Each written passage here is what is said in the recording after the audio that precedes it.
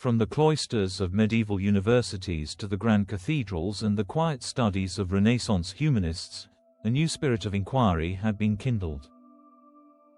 But it was in the 16th and 17th centuries that this spark ignited a blaze that would forever alter humanity's place in the cosmos.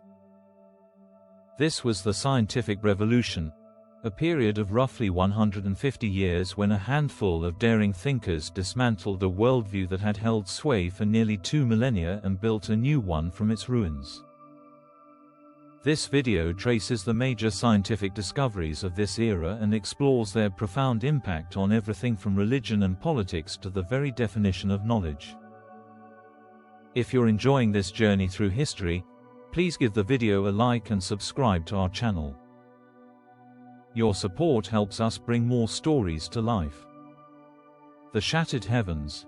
From geocentrism to a sun-centered cosmos for centuries, the Aristotelian Ptolemaic model had placed a stationary Earth at the center of a finite, spherical universe, with the sun, moon, planets, and stars revolving around it in perfect crystalline spheres.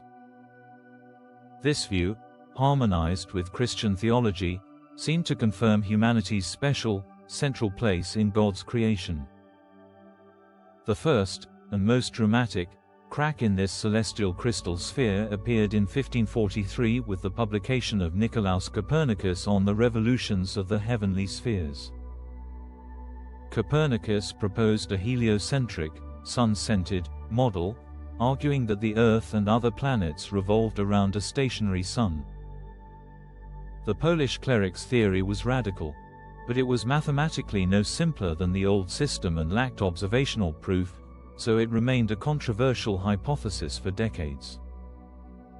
The breakthrough came from a meticulous Danish nobleman, Tycho Brahe, who built an unprecedented observatory and spent decades compiling the most accurate astronomical data ever recorded.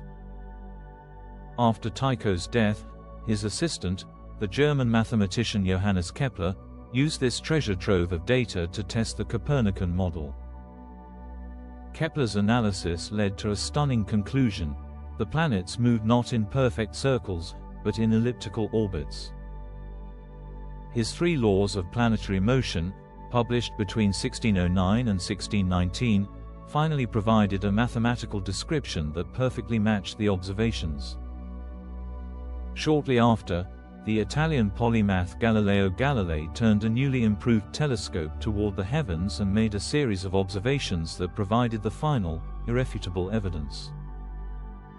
He saw moons orbiting Jupiter, proving that not everything revolved around Earth, and observed the phases of Venus, which were only possible if Venus circled the Sun. Galileo's outspoken defense of heliocentrism brought him into direct conflict with the Catholic Church, leading to his famous trial and house arrest in 1633. Yet, the truth of the Copernican system was now in plain sight. One physics for heaven and earth, the discoveries of Copernicus, Kepler, and Galileo had shattered the old cosmos, but they had not yet explained the fundamental why, what force kept the planets in their orbits. The answer came from the English genius Isaac Newton. In his magnum opus, Philosophiae Naturalis Principia Mathematica, 1687, Newton synthesized the work of his predecessors into a unified system. He formulated the 3 laws of motion and, most importantly, the law of universal gravitation. Newton demonstrated that the same force that causes an apple to fall from a tree is the force that holds the moon in orbit around the Earth and the planets in orbit around the Sun.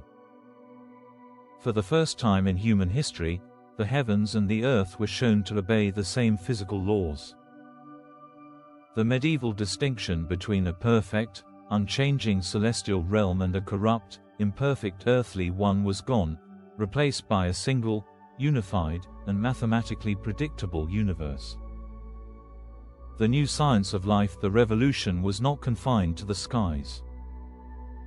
On Earth, a similar transformation was occurring in the study of the human body and the nature of life itself. For centuries, medical knowledge had been dominated by the 2nd-century physician Galen, whose theories were based on animal dissections. The Flemish anatomist Andreas Vesalius challenged this ancient authority through direct observation. His masterwork, De Humani Corporis Fabrica, 1543, was a landmark of scientific illustration and empirical research, correcting over 200 of Galen's errors.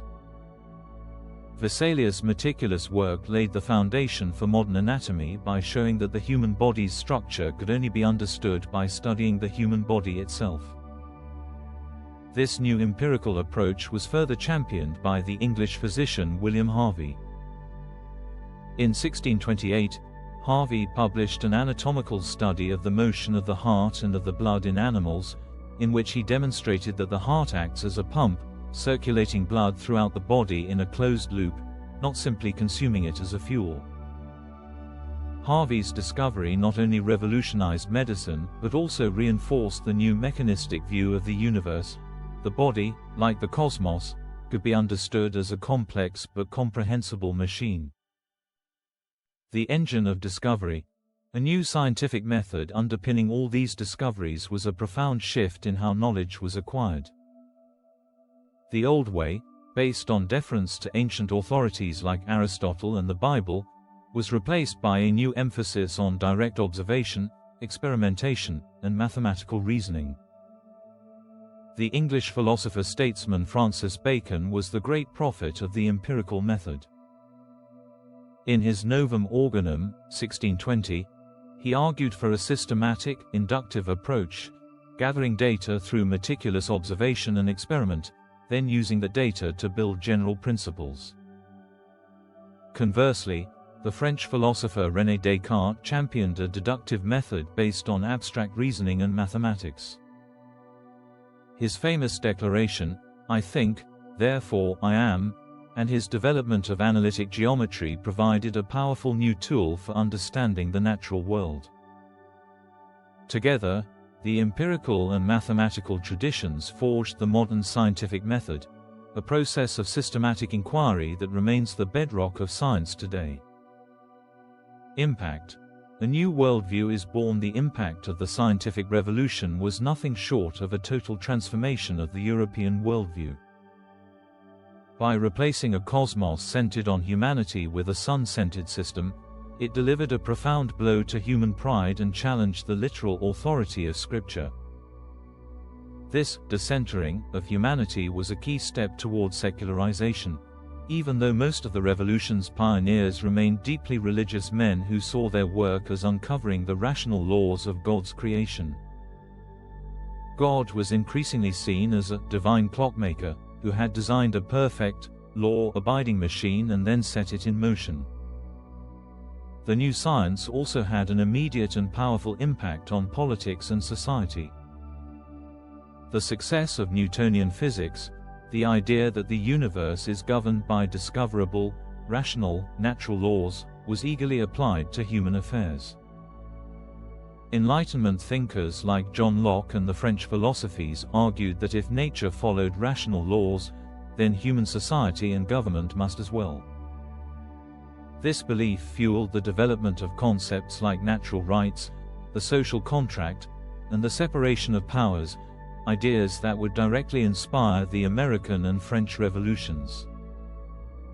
The new, collaborative spirit of scientific investigation also led to the founding of institutions like the Royal Society of London, 1660, which provided a model for open, collective, and institutionalized inquiry, effectively professionalizing the pursuit of knowledge.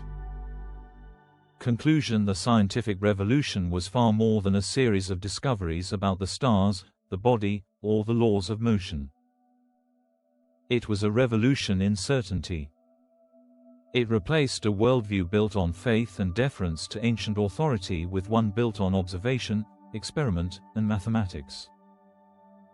By the end of the 17th century, Europeans no longer saw themselves as passive inhabitants of a mysterious cosmos but as active participants capable of understanding, predicting, and even manipulating nature for their own benefit.